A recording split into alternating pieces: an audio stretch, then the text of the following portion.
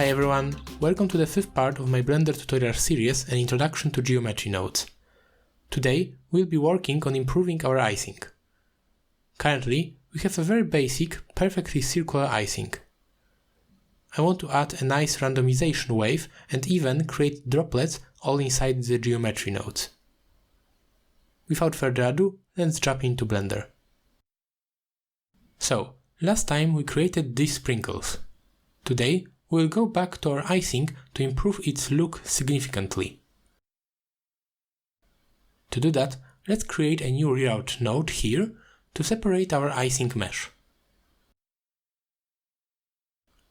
Our first goal will be to make the bottom part of the icing more uneven, because now it looks perfectly cut off.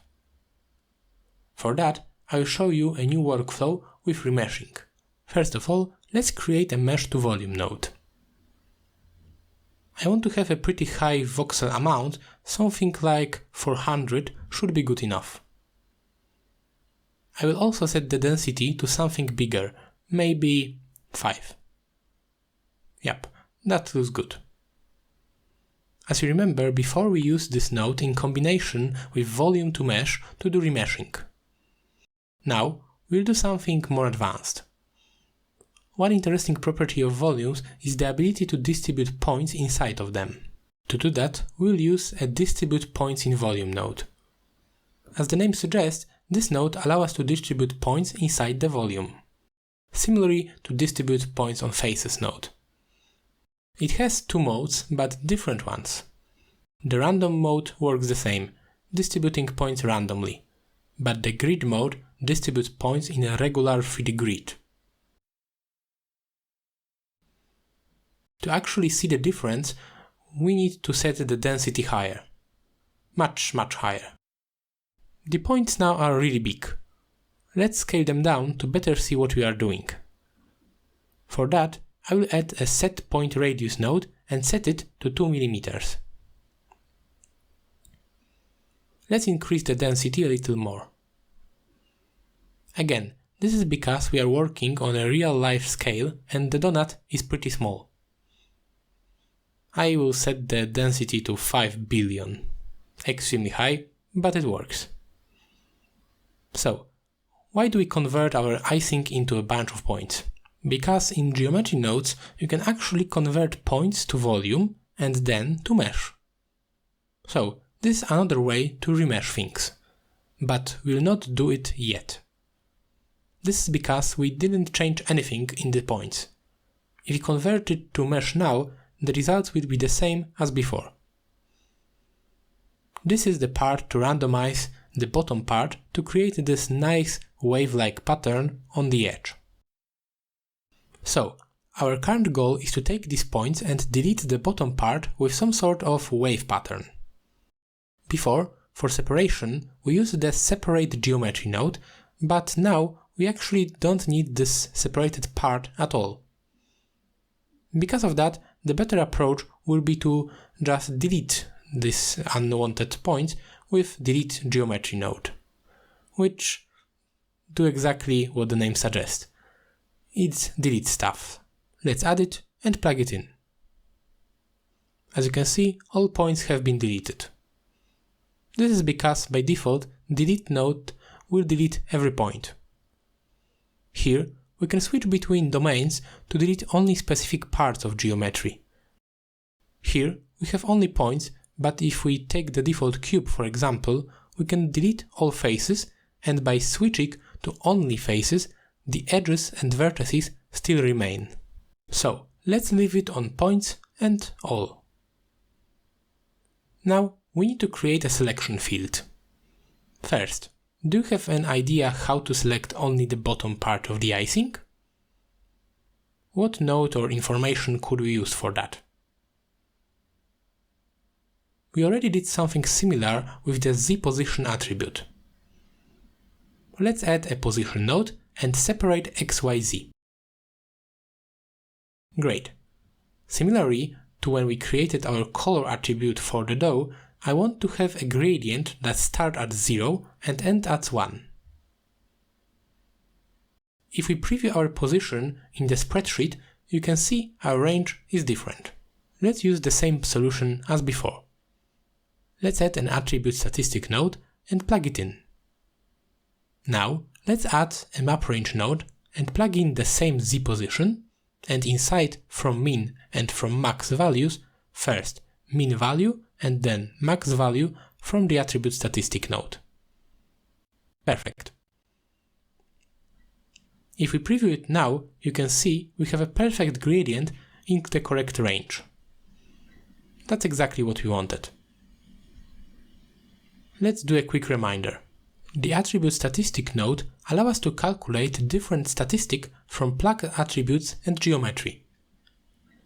We needed it here because I want to know what is the smallest and highest value of position on the z-axis. If you look from the side, you can see these values should be here and here. Why do we need those numbers? For the map range node. I want to have a gradient from 0 to 1.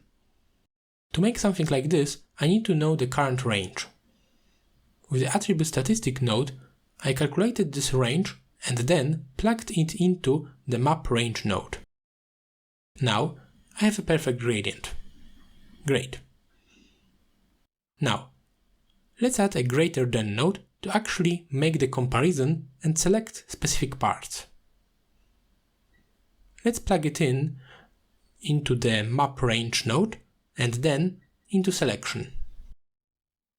If we play with this value, we can separate different parts of the icing. So, the next question is how to make this more uneven and how to invert that selection, because we want to delete the bottom part, not the top part. Technically, we could use the less than node, but I wanted to show you how easily you can invert selections inside fields. To invert a boolean value, black and white values, you could use just a not node. Let's add it. This is a boolean math operation that basically inverts the selection. So, what was selected is now deselected, and what was deselected is now selected. Great. Now we need to make this deletion uneven. For that, we'll use a noise texture node.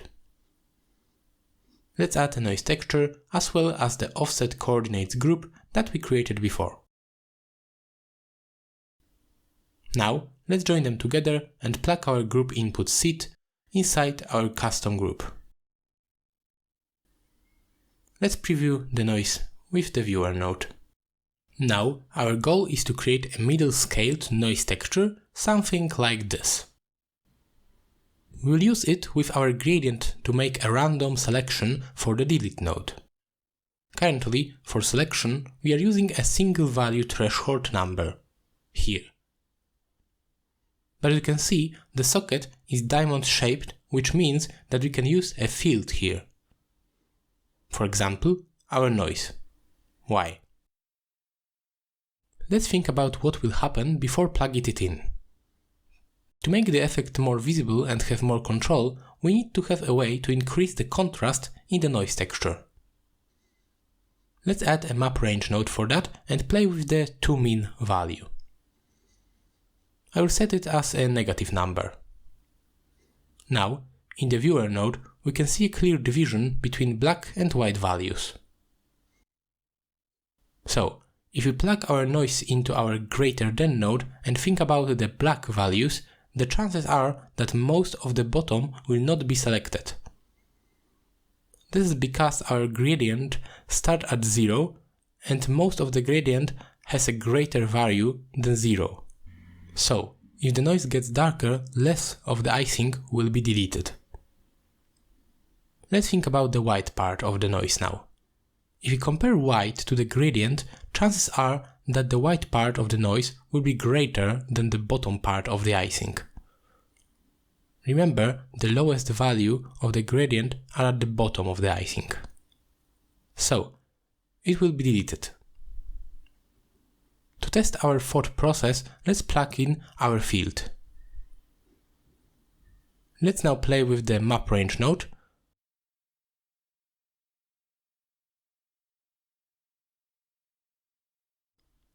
And great, everything is working as expected. We have nice irregular icing. Our icing is nicely irregular now. It's time to convert it back to a mesh. For that, I will use the points to volume node. Let's drag and search for it. As you can see, we have a few interesting options. First of all, we can choose between amount or size. For our use case, I will leave it at amount, because I don't want to have much more geometry for bigger donuts. As you can see, in size resolution, we can specify voxel size in meters. In amount mode, we are specifying an arbitrary number. I will set my voxel amount the same as at the beginning of this process, 400. Density works the same as in the mesh to volume node. I will leave it as 1. The more important setting is radius. So, how do the points to volume actually work? It basically puts tiny volume spheres on every single point and then joins everything together. So, the radius parameter is the radius of those spheres. As you can see in this example, we can clearly see those spheres now. And if we change the radius, we can see how it works. So, I will set a really tiny radius of something like 1 mm. So, now it's time for the classic volume to mesh node.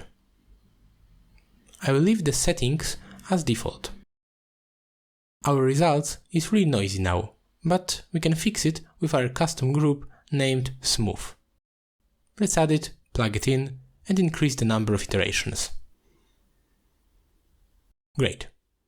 Our icing is looking nice. So, this is the first part of our process of creating more realistic icing. The second step will be to create those droplets that we can see here. They are a really significant part of the final donut look, so we need to recreate them. How can we make them? The process I came up with looks something like this. First, we select the potential area for droplets utilizing our point cloud. Then, we select just a few points to place our droplets on. Then, we place randomly scaled curve lines, and after that, we convert them to mesh using a custom radius to make them look like droplets. After that, we join it with our current icing and remesh everything together. And like everything before, we will do this with nodes. So, let's head back to the GeoNodes editor. Our first task will be to separate the area where we want to place our droplets. I think the easiest way to do this will be to use our points from here. Let's just add separate geometry node, and now for our selection field I will utilize our gradient for the map range node. Let's add a less than node and plug it in. Let's play with the threshold value now. Great, I think that would be enough. Now we need to select just a few of these hundreds of points. To do that, I will actually delete most of the points randomly. Let's add a delete node again and plug it in after.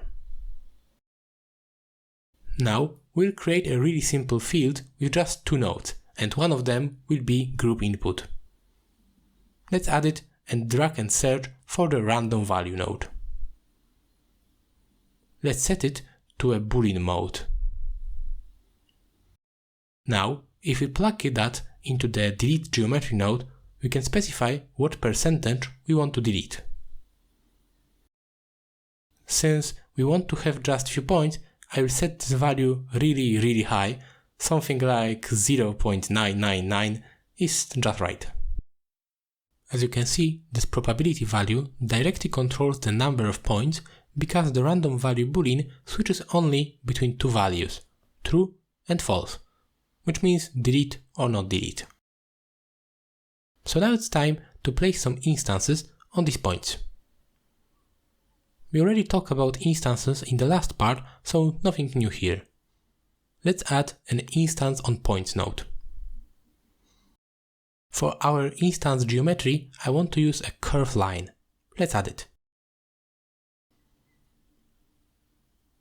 I want to make them really short, so let's specify the endpoint z coordinate to minus 1.5 centimeters.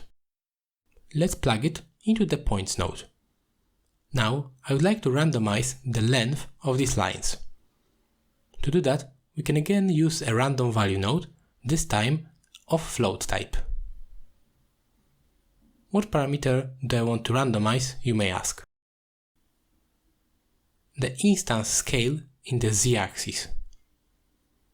If we scale those instances randomly in the z-axis, it will produce longer and shorter lines, which is exactly what we want. Let's add a combine xyz node and plug the vector output into the scale of instances. Perfect, that is exactly what we wanted. As before, to edit the geometry of our instances, we should convert them to real geometry. Especially because we want to make them unique. Let's do that with the Realize Instances node. Now we have a bunch of curves. Our goal now will be to create this droplet-like mesh. To do that, we'll need some divisions on these curve lines. Currently, each line has only 2 points, the endpoint and the start point. That is too little for our needs. To create nice round droplets, we will need a few more vertical divisions. Luckily, there is a node that will allow us to divide curves evenly. It is called Sample Curve node. Let's add it. Do you remember that node from the first part?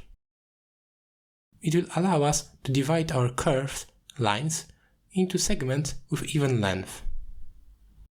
To do that, we need to set its mode to length.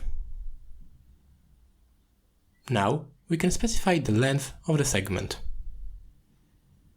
I will use something really small like 0.000333 meters. Great. If that number is too low or high, we can change it later. Let's convert our curves to mesh with a simple curve to mesh node. I will use a simple curve circle to create a cylinder-like shape. Let's adjust the profile radius, and that's it. We use this exact same technique for our sprinkles, so it doesn't look much like a droplet, does it? To adjust the shape, we'll specify a custom radius attribute for our curve lines. To do that, we need to add a setCurveRadius node just before the curve2mesh node. Let's add it. What this node allows us to do is to specify a different radius for every single point of the curve. So this is perfect for our use case. We'll need a smaller profile at the beginning, then bigger closer to the end, and a profile with a radius 0 at the very end point. How can we do this? It is a rather complex profile. It would be hard to specify it with just some numbers and slider. Luckily, there's a node that allows us for a much easier graphical approach. First of all, we need a gradient that will go from the start to the end of each curve line. We already used a node that provides us with a gradient for curves. Do you remember its name? It was the spline parameter node that we used in the first part. Let's add it. If we preview this node, you can see we have nice gradients on every single line that start from black and end on white. I am using a factor output that has a range of 0 to 1 rather than the real length. If we connect it to our radius, our droplets start to look like cones. Not the desired results, but we can see that the setRadius node is working as expected. For 0, the radius is 0, and for 1, the value is the biggest. To adjust the effect, we actually need one more node, float curve. Let's add it between the spline parameter and set curve radius. Now, this node allows us to play with a diagram to create unique results. This node takes the input, linear gradient in our case, and maps it into the new one. The diagram that we specify here allows us to control this transformation. As you can see, we can add new handles by just tapping. We can move them, adjust them with sliders, and delete them. This node is often used for setting radius. So, we want to have a small radius at the beginning, then we want to have a bigger radius. And at the end, the radius should be 0. Let's play a little bit with it. And perfect. That's exactly what we wanted. Great job. So, the last part will be to remesh everything together. To do that, let's first join the droplet with the icing with a simple join node. Now we are ready to convert it back to volume. One useful thing with remeshing is that it enables you to join completely separated geometries. Let's add a mesh to volume node. We'll again use the trick with distributing points because it tends to give more organic results.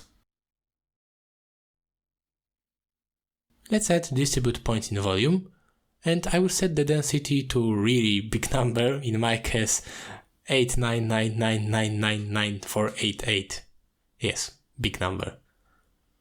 Now we are ready to set the point radius.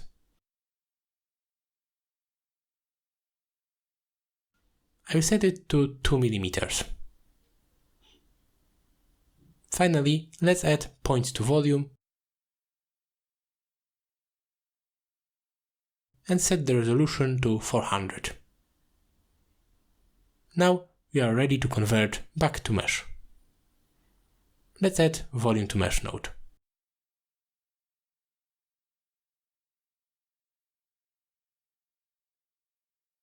Our result is a little bit noisy now. Let's add the smooth group and set the iterations higher.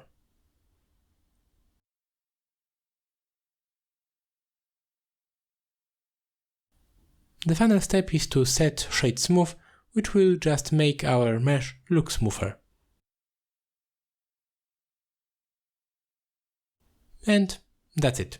We created our icing.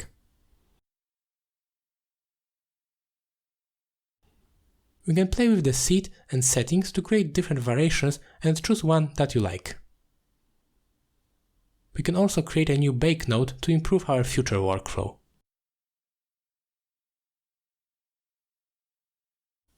So, that's it for this part. I hope you like it.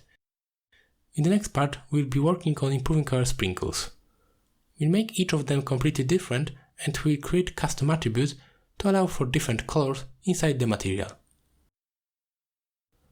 So, if you don't want to miss the next part, you can subscribe to my channel. Thanks for watching. If you want to support my channel, you can check out my Blender add-ons and assets packs, link in the description. You can also download the donut file from this tutorial, links also in the description. Thanks again for watching, see you again soon, and bye!